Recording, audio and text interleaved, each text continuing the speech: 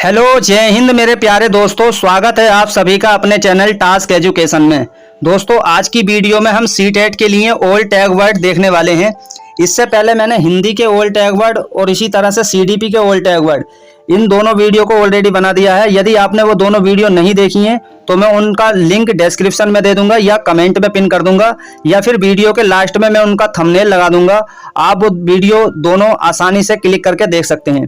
देखिए, निगेटिव और positive tag word की हेल्प से हम किसी भी सब्जेक्ट की पेडागोजी को आसानी से सोल्व कर लेते हैं। इसलिए कैसे सोल्व करते हैं, कुछ क्वेश्चन भी मैंने इसलिए आखिरी में वीडियो में लिए हैं, तो वीडियो पर अंत तक बने रहना। लास्ट में हम कुछ क्वेश्चन भी करेंगे, किस तरह से आपको क्वेश्चन के आंसर देने हैं। तो देखिए, आज की वीडियो में देखने वाले हैं हम निगेटिव और पॉजिटिव टैग वर्ड को, वो भी किसके, ईवीएस के। तो चलिए वीडियो शुरू करते हैं। देखिए, सबसे पहले इधर देखिए ईवीएस टैग वर्ड लिखा हुआ है और यहाँ पर पॉजिटिव टैग वर्ड है इधर की साइड में, और इधर की साइड में निगेटिव टैग वर्ड है। तो पॉजिटिव और निगेटिव टैग वर्ड में कैसे देखेंगे, देखिए दोस्तों, सबसे पहले आपको पॉजिटिव टैग वर्ड में देखना है तो विविधता का सम्मान आपको दिखाई दे रहा है। देखिए, बच्चों की विविधता या विभिन्नताओं का सम्मान करना है।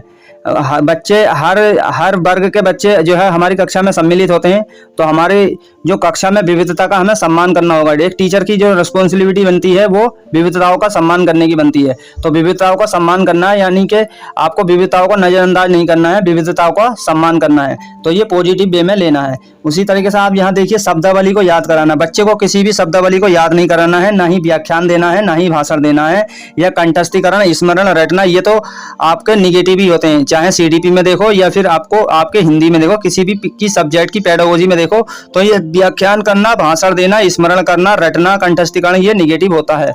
प्रकृति की खोज, ये पॉजिटिव वे में लेना है। प्रकृति की खोज, बच्चा खोजबीन होता है, उसको प्रकृति से लगाव के लिए बढ़ावा देना है, उसको प्रकृति से प्रोत्साहन के लिए उसको बढ़ावा देना है। एक शिक्षक को का कर्तव्य बनता है कि बच्चे को प्रकृति की खोज के लिए प्रोत्साहित करे, यानी कि उन्हें हतोत्साहित ना करे इस बारे में, बल्कि उसको प्रोत्साहित करे। ठीक है। जानकारी एकत्रित करना। देखिए दोस्तों, कैसे क्वेश्चन होंगे, क्वेश्चन के कैसे आपको आंसर करने हैं, ये भी मैंने क्वेश्चन भी लिए हैं लास्ट में, आप बने रहना वीडियो पर। जानकारी को एकत्रित करना, ये क्या होगा, एकत्रित करना, इकट्ठा करना, ये पॉजिटिव वे में लेना है, पॉजिटिव होता है ये वर्ड। आनंद उत्पन्न करना, देखिए बच्चों को आनंद उत्पन्न करना, ये निगेटिव वे में लेना है। बच्चों को आनंद उत्पन्न नहीं करना है, मतलब ये नहीं कि बहुत सारा मजा देना है, उसको खूब मजा आ रहा है भाई, ये नहीं है। बच्चों को जानकारी उपलब्ध करानी है, जानकारी देनी है। आनंद उत्पन्न कराने के लिए आपको पढ़ाई नहीं करवानी है। पढ़ाई को बाहरी जीवन से जोड़ना, पढ़ाई को बाहरी जीवन से जोड़ना, यानी उसकी दैनिक दिनचर्या से जोड़ना होगा। जो आप उसकी पर्सनल जो लाइफ है, उसकी लाइफ से कनेक्ट करके पढ़ाई को बाहरी जीवन से जोड़ना होगा, उसके समाज के अनुसार। ठीक है। इसी तरह से आपको ध्यान रखना है। ध्यान आकर्षित आपको दिखाई दे रहा है, ये ध्यान आकर्षित, जहाँ भी आपको ध्यान आकर्षित वगैरह है, बच्चे को आकर्षित नहीं करना है किसी और ना ही बच्चे को नियंत्रित करना है, ये निगेटिव होते हैं। उसी तरह से सक्रिय अधिगम अनुभव। देखिए, बच्चे को निष्क्रिय अधिगम अनुभव नहीं होने चाहिए, बल्कि सक्रिय अधिगम अनुभव कराने चाहिए। बच्चे की सक्रियता और टीचर की सक्रियता दोनों की जरूरी है इसमें। तो सक्रिय अनुभव, एक्टिवनेस आपको दिखानी होगी। अभ्यास कार्य या दत्त कार्य या गृह कार्य, ये बच्चों को नहीं देना है, यह निगेटिव होता है। ऐसी जिज्ञासा उत्पन्न करना, देखिए बच्चों की जिज्ञासा होती है, क्यूरियोसिटी को बढ़ावा देना है, जिज्ञासा उत्पन्न करनी है, ये पॉजिटिव होता है। और ऐसी मानचित्रांकन, ठीक है, मानचित्रांकन, ये क्या होगा, हमारा पॉजिटिव होता है। अगला है परीक्षा का आयोजन। देखिए, परीक्षा का आयोजन निगेटिव होता है, परीक्षा नहीं करानी है। ईवीएस के अंदर पर्यावरणीय अध्ययन में परीक्षाओं का आयोजन करना, ये निगेटिव होता है। इसी तरह से देखिए, यहाँ दिशा की सापेक्ष स्थिति, ये दिशा की सापेक्ष स्थिति पॉजिटिव होता है। वहीं पर आपको देखना है ग्रेडिंग रैंकिंग तुलना। ग्रेडिंग रैंकिंग तुलना, ये निगेटिव होता है। बच्चे को किसी भी तरह से और बच्चों से ग्रेडिंग नहीं करानी है, ना ही रैंकिंग देनी है, ना ही बच्चों के दूसरे बच्चों के साथ तुलना करनी है। इससे बच्चों में हीन भावना उत्पन्न होती है, इसलिए ये निगेटिव होता है। प्रकरण में अंतर्निहित गतिविधियां, प्रकरण में अंतर्निहित गतिविधियां, ये पॉजिटिव होता है, पॉजिटिव वे में लेना है। बच्चों के दृष्टिकोण का सम्मान। देखिए, एक शिक्षक का कर्तव्य बनता है कि बच्चों के दृष्टिकोण का सम्मान करे, यानी कि उसके बच्चों के दृष्टिकोण को नजरअंदाज ना करे, अनदेखा ना करे, बल्कि बच्चों के दृष्टिकोण का सम्मान करे, तो ये पॉजिटिव होता है। छात्रों को संवेदनशील बनाना। देखिए, छात्रों को संवेदनशील बनाना, ये निगेटिव होता है। संवेदनशील बनाना निगेटिव होता है। ठीक है। उसी तरह से अगला देखिए, क्षेत्र भ्रमण, शैक्षिक भ्रमण। देखिए, क्षेत्र भ्रमण और शैक्षिक भ्रमण, ये दोनों हमारे क्या होते हैं, पॉजिटिव होते हैं। बच्चों को क्षेत्र भ्रमण में बढ़ावा देना चाहिए, शैक्षिक भ्रमण के लिए बढ़ावा देनी चाहिए, जिससे कि वे प्रकृति से लगाव करना सीख जाए और अपना शैक्षिक भ्रमण में, ये हमारा पॉजिटिव होता है, ध्यान रखना है। कुछ पक्षों पर ही ध्यान देना, अगर इस तरीके का वर्ड आ जाए कि केवल बच्चों के इसी पक्ष पर ध्यान देना, केवल मात्र ही ओनली, इस तरीके का आ जाए तो ये निगेटिव होता है, निगेटिव में लेना है इसको। रुचि उत्पन्न करना, रुचि उत्पन्न करानी है बच्चों को। देखिए बच्चों को प्रकृति से रुचि उत्पन्न करानी है, प्रकृति से लगाव के लिए, उसको पर्यावरण से लगाव के लिए रुचि उत्पन्न करानी है, ठीक है, तो ये पॉजिटिव होता है। डराना, डांटना, दंड, भय, धमकाना, इस तरीके का वर्ड आ जाए तो वो निगेटिव होता है। इस तरह से बच्चों को नहीं रखना है, डांटना नहीं है, भय नहीं दिखाना है और उसको दंड नहीं देना है। इसी तरह इंद्रियों का उपयोग से बच्चा जो है अपनी ज्ञानेंद्रियों के माध्यम से सीखेगा, तो इसको इंद्रियों का बढ़ावा देना है। इंद्रियों का उपयोग के लिए आपको पॉजिटिव वे में रहना है, तो ये पॉजिटिव होता है। पोर्टफोलियो, देखिए दोस्तों, पोर्टफोलियो एक बच्चे का किसी भी उसकी गतिविधियों का विवरण होता है, पोर्टफोलियो एक तरीके से, ठीक है, तो आपको पोर्टफोलियो कहीं देखने को मिला बस पॉजिटिव होता है।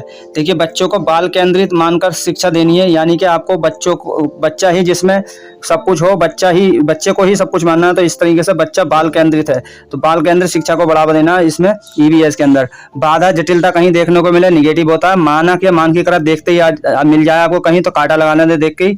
और ये पुस्तक केंद्रित, शिक्षा केंद्रित बच्चों को, देखिए कक्षा में आपको पुस्तक केंद्रित नहीं होना, नहीं शिक्षक केंद्रित, बल्कि इसमें बाल केंद्रित जो है शिक्षा देनी है, इसलिए ईवीएस के अंदर बाल केंद्रित होता है। अब देखिए दोस्तों, मैंने कुछ क्वेश्चन लिए हैं, क्वेश्चन के आंसर आपको कैसे देने हैं वो भी देख लीजिए। देखिए ईवीएस पाठ्य पुस्तकों के अतिरिक्त ईवीएस पाठ्य पुस्तकों के अतिरिक्त ईवीएस सीखने के लिए निम्नलिखित में से कौन सा एक अच्छा संसाधन हो सकता है। इसमें पूछा कौन सा एक अच्छा संसाधन हो सकता है। 4 जनवरी 2022 को ये क्वेश्चन पूछा गया था।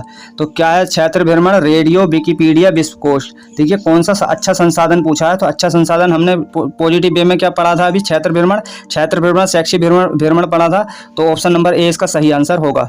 चलिए इसी तरह से देखते हैं, नेक्स्ट है, जल थीम से संबंधित सामाजिक सांस्कृतिक मुद्दों को प्रभावी ढंग से सीखा जा सकता है। ये क्वेश्चन पूछा गया था 4 जनवरी 2022 को। 4 जनवरी 2022 को ये क्वेश्चन पूछा गया था। यहाँ पर देखिए, तो जल थीम से संबंधित सामाजिक सांस्कृतिक मुद्दों को प्रभावी ढंग से सीखा जा सकता है भूमिका निर्वाह द्वारा, विद्यार्थियों के बीच वास्तविक संवाद द्वारा, क्षेत्र भ्रमण द्वारा या प्रदर्शन और गृह कार्य द्वारा। तो देखिए दोस्तों, इसका आंसर क्या होगा, इसका आंसर होगा ऑप्शन भूमिका निर्वाह द्वारा, बिल्कुल बात सही है। क्षेत्र भ्रमण द्वारा, बिल्कुल बात सही है। देखिए आपको गृह कार्य या अभ्यास कार्य ये नहीं देना, हमने निगेटिव पढ़ा था, तो ये तो गलत हो जाएगा, ठीक है, निगेटिव पढ़ा था ना इसको। और विद्यार्थियों के बीच वास्तविक संवाद द्वारा, बिल्कुल सही है। विद्यार्थियों के बीच आपस में अंतःक्रिया, आपस में बोलचाल, आपस में बातचीत, संवाद द्वारा, ये क्या होता है, पॉजिटिव होता है।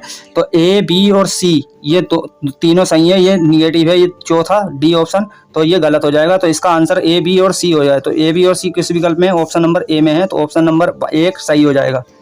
चलिए नेक्स्ट, निम्नलिखित में से किस आकलन का पर्यावरण अध्ययन की कक्षा में विद्यार्थियों द्वारा आनंद लिया जाता है। इसमें देखना है कि किसके द्वारा आनंद लिया जाता है। पेपर पेंसिल परीक्षण द्वारा, बिल्कुल गलत हो जाएगा। पेपर पेंसिल परीक्षण द्वारा कुछ आनंद नहीं लिया जाता है पर्यावरण अध्ययन की कक्षा में। मौखिक प्रश्न नहीं पूछे जाने चाहिए बच्चों से ज़्यादातर, ये गलत होता है। और पेपर पेंसिल परीक्षण की प्रतिपुष्टि गलत, पेपर पेंसिल कहीं देखने को मिला आपको कांटा लगा देना है। ईवीएस में पेपर पेंसिल का कोई प्रयोग नहीं है। पोर्टफोलियो द्वारा आकलन, बिल्कुल बात सही है। इसमें बच्चे की गतिविधियों का विवरण होता है। इसमें क्या है कि बच्चे का कहाँ पर कमी चल रही है, तो इस तरह से एक विवरण होता है, ये पोर्टफोलियो उसको कहा जाता है। तो ये क्या होगा इसका आंसर, ऑप्शन नंबर ए इसका सही आंसर हो जाएगा। नेक्स्ट देखते हैं, पोर्टफोलियो हमने पॉजिटिव वे में भी पढ़ा था, इससे भी आपको ध्यान रखना है, ये पॉजिटिव टैग वर्ड होता है पोर्टफोलियो। निम्नलिखित में से कौन सा प्राथमिक स्तर पर पर्यावरण अध्ययन के उद्देश्य हो सकते हैं। देखिए इसमें बताना पर्यावरण के जो अध्ययन के उद्देश्य हैं क्या क्या हो सकते हैं। विद्यार्थियों को अपने स्वयं के जीवन पर चिंतन करने के लिए प्रोत्साहित करना, या नए ज्ञान को उत्पन्न करने के लिए स्थान, समय और स्वतंत्रता देकर विद्यार्थियों को आकर्षित करना, विद्यार्थियों को सीखने में प्रतिभागियों के रूप में व्यवहार करना, ध्यान के एक निश्चित निकाय के प्राप्तकर्ता के रूप में। ये तो इसका क्या होगा, सही आंसर बताइए। देखिए दोस्तों, सबसे पहले देखिए इसमें ये क्वेश्चन है, इतना ये क्वेश्चन है, फिर इसके ये विकल्प हैं, इसमें से बताना है ए, बी, सी और कौन कौन से इसमें सही है। तो क्या है, कौन सा प्राथमिक पर्यावरण अध्ययन के उद्देश्य हो सकते हैं। देखिए विद्यार्थी को स्वयं के सीखने पर चिंतन, देखिए चिंतन मनन की बात आ रही है, इसमें विचार की बात आ रही है, तो बिल्कुल ये सही होता है, ये पॉजिटिव वे में लेना है। विद्यार्थी को स्वयं के सीखने पर चिंतन, तो ये सही है। नए ज्ञान को उत्पन्न करने के लिए स्थान, समय और स्वतंत्रता देकर विद्यार्थियों को आकर्षित करना, ठीक है, विद्यार्थियों को आकर्षित करना, ये भी क्या होगा, सही होगा। तो सीखने, ये क्या है, इसमें पूछा है स्थान, समय और स्वतंत्रता देकर, यानी स्वतंत्रता है, बच्चे को आज़ाद रखना, बच्चे को स्वतंत्र रखना, तो इसमें आकर्षित करना बिल्कुल सही है ये भी।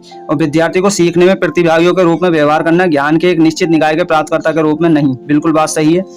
और नेक्स्ट है निर्धारित पाठ्य पुस्तकों को सीखने के लिए संसाधनों का एकमात्र आधार मानना। देखिए एकमात्र आ गया, इसमें ये निगेटिव होता है, एकमात्र, सिर्फ एकमात्र आधार मानना किसे के, निर्धारित पाठ्य पुस्तकों को सीखने के लिए संसाधनों का एकमात्र आधार मानना, तो ये गलत हो जाएगा। तो हमारा ऑप्शन नंबर ए सही, बी सही और सी सही। तो इसमें देख लेते हैं ए बी सी और किस में है, ए बी और सी पहले ऑप्शन में है, तो इसका हमारा फर्स्ट ऑप्शन सही हो जाएगा, ठीक है। नेक्स्ट देखते हैं, नेक्स्ट है ईबीएस की शिक्षा में रचनात्मक मूल्यांकन का संचालन करने का सबसे उपयुक्त उद्देश्य है तो विद्यार्थियों की मात्रात्मक एवं गुणात्मक प्रगति को संबोधित करना, बिल्कुल बात सही है। बच्चों की मात्रात्मक और गुणात्मक प्रगति को संबोधित करना बिल्कुल सही है, यही उपयुक्त उद्देश्य है देखा जाए तो। विद्यार्थियों की विषयानुसार प्रगति का आकलन, बिल्कुल नहीं, विषयानुसार प्रगति का आकलन हो सकता है बच्चा किसी विषय में कमजोर हो, किसी बच्चे में बच्चा अच्छा हो, तो इसलिए विषयानुसार प्रगति का आकलन ये सही उपयुक्त उद्देश्य नहीं है। विद्यार्थी को अंक श्रेणी देना, देखिए हमने बताया था ग्रेडिंग, अंक श्रेणी, रैंकिंग, इस तरीके के वर्ड आए हैं तो वो निगेटिव होता है, तो ये निगेटिव है। विद्यार्थी को अगली कक्षा में पदोन्नत करना, बच्चे को देखिए ही आप अगली कक्षा में पदोन्नत करना, यानी उसको अगली कक्षा में प्रमोट करना, ये कोई उपयुक्त उद्देश्य नहीं है, ये गलत हो जाएगा। तो ऑप्शन नंबर ए इसका सही आंसर हो जाएगा। तो दोस्तों ये थी आज की वीडियो, उम्मीद है वीडियो पसंद आई होगी, लाइक करके चैनल को जरूर सब्सक्राइब कर लें दोस्तों। इसी तरह से हम अगली वीडियो में मिलेंगे किसी भी, देखिए अब हमने ईबीएस के टैग वर्ड कर दिए, मैं अगली वीडियो में लेकर आऊँगा एसएसटी के टैग वर्ड, ठीक है, इसलिए चैनल को जरूर सब्सक्राइब कर लेना। एसएसटी के सारे टैग वर्ड की वीडियो और उसके कुछ क्वेश्चन भी हम करेंगे, तो वीडियो लाइक करके चैनल को जरूर सब्सक्राइब कर लें, जिससे कि आने वाली हर वीडियो आपको सबसे पहले मिल जाए। थैंक यू सो मच, जय हिंद, जय भारत।